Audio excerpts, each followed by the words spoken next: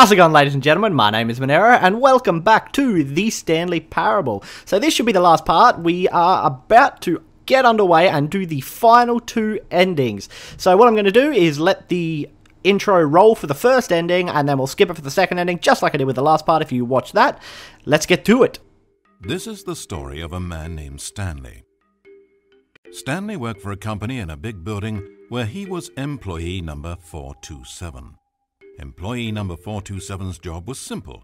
He sat at his desk in room 427 and he pushed buttons on a keyboard. Orders came to him through a monitor next to his desk, telling him what buttons to push, how long to push them, and in what order. This is what employee 427 did every day of every month of every year. And although others might have considered it soul-rending, Stanley relished every moment that the orders came in, as though he had been made exactly for this job. And Stanley was happy.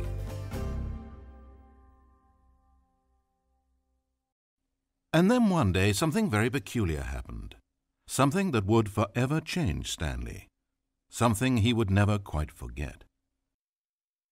He had been at his desk for nearly an hour when he realized that not one single order had arrived on a monitor for him to follow. No one had showed up to give him instructions, call a meeting, or even say hi. Never in all his years at the company had this happened, this complete isolation. Something was very clearly wrong. Shocked, frozen solid, Stanley found himself unable to move for the longest time. But as he came to his wits and regained his senses, he got up from his desk and walked out into the hallway. Alright, and we're back again with Stanley. Who's in there? Anyway, we know where we're going, I think. I hope. Stanley decided to go Shut to up, the staff narrator. lounge I've to heard check you on his before. co-workers. He never functioned Like well Groundhog by Day in himself here. and constantly needed support and guidance from others. So the thought of total solitude was terrifying. Alright.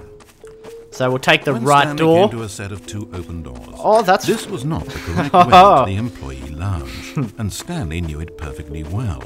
So he turned left at the first open door Bullshit. and walked back in the right direction. Bullshit, I did.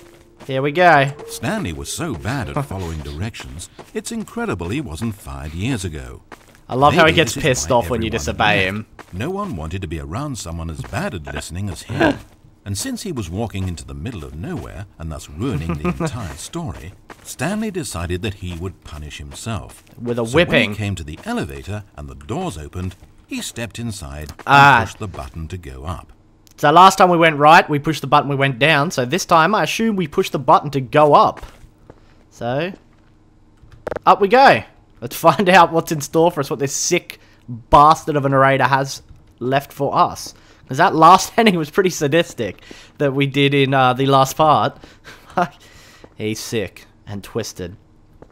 Where are we going, elevator? I'm on an elevator ride. We need some nice elevator music. Alright, now what? Okay, narrator, where are you? I don't like it when he leaves me. The fuck?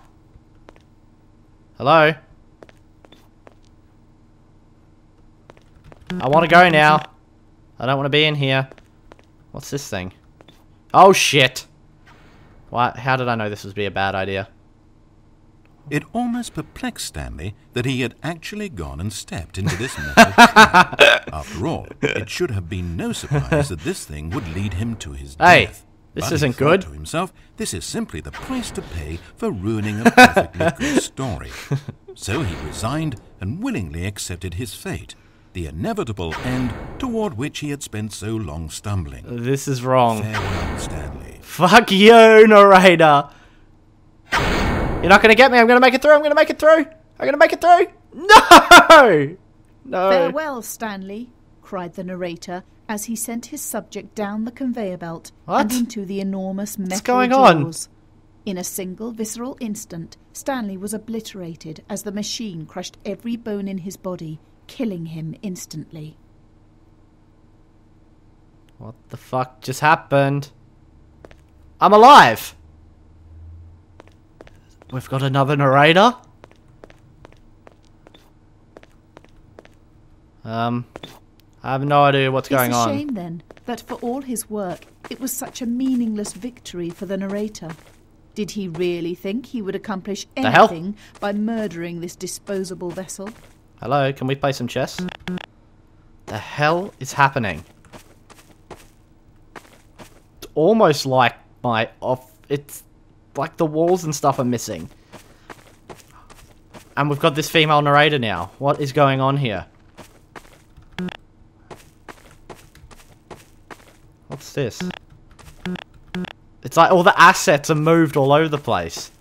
There's another one of those things. Every possible choice Stanley could make had been designed for him long before he ever set foot here.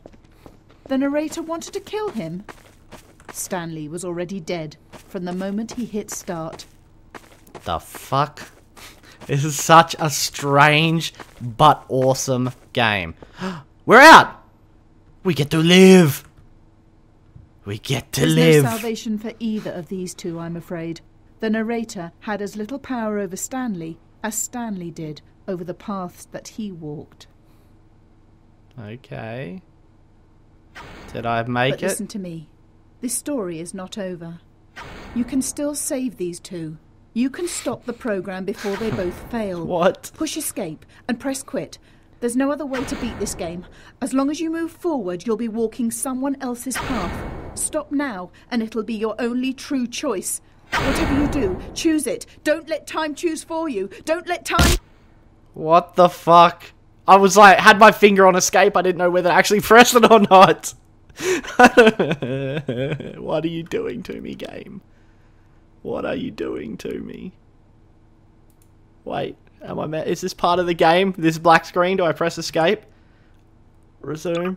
Okay, I seriously do. I think that it ends there and you have to press escape to leave.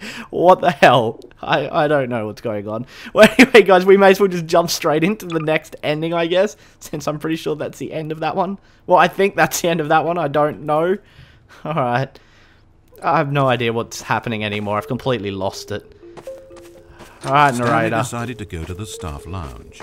Tell your bullshit story. He never functioned well by himself, and constantly needed support and guidance from others. So the thought of total solitude was terrifying. That was so bizarre. When Stanley came to a set of 2 open doors... Went to the door on my right, bitch. This was not the correct way to the employee lounge, and Stanley knew it perfectly well. So he turned left at the first open door no, he and didn't. walked back in the right direction. So the only other place Stanley I can think that we have to go is through the it's red door. He wasn't 5 if you watch years part ago. 2? No, Maybe 1, this you is might why remember everyone had left. No one wanted to be around someone as bad at listening as him. Fuck you, And narrator. since he was walking Sick of into the you middle just of listening to you nowhere and insulting was me. ruining the entire story, Stanley decided that he would punish himself.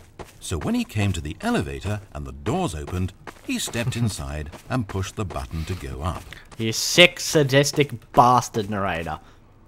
So, as I said, if you watch part 2? No, or part 1, where we disobeyed the narrator.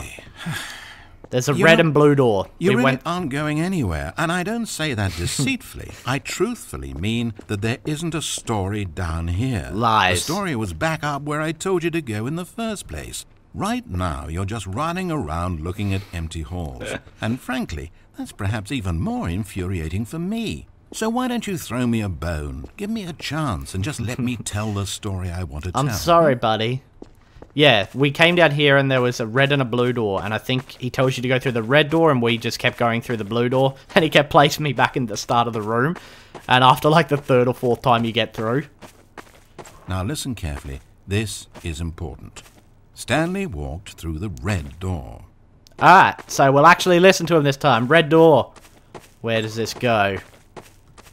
That looks safe and inviting. It's just pitch blackness. In we go. Good, good. Now, if you don't mind, there's something I'd like to show you. But to do that, I think it would be best for us to start from the beginning. What? This is a very sad story about the death Whoa. of a man named Stanley. What the hell? You son of a bitch, narrator. Stanley worked for a company in a big building where he was employee number 427. Good morning. His job pushing buttons demanded little of him, so there was not much of himself to give. And in this way, Stanley's job felt less and less like his every day. But if buttons need pushing one day, it means they'll need pushing the next and then the next. So, without question or judgment, Stanley continued to do what the screen told him. One keystroke flowed into another keystroke, flowed into his ride home, flowed into dinner, flowed into waking up, flowed into going to work, and here he was again. Are these buttons actually doing anything? Stanley was typing out a complete sentence that said absolutely nothing at all. You bastards! If in reality no one ever actually disappeared from the office, and Stanley never got the opportunity to make a decision, to choose which path he wanted to take, would his life still have any meaning? Perhaps when we long for something deeply enough, these hopes and fantasies become so strong in our minds that we truly believe that we're there, controlling that person and living that adventure. To manipulate your own thoughts and emotions might mean freedom from a self-imposed prison, but these delusions can be fatal to those who can't tell the difference. And so, Stanley asked, if that door never opened, if I'll never be able to walk away from those people and from these buttons, is this life still worth experiencing? Please question nothing. Am I actually happy? Stanley answered this question by pushing a button. Please Then he die! pushed a button, and then he pushed a button. Then he pushed a button. Then he pushed a button. Alright, I pressed a button. Calm down, narrator. What's happened? Wait. That's the end?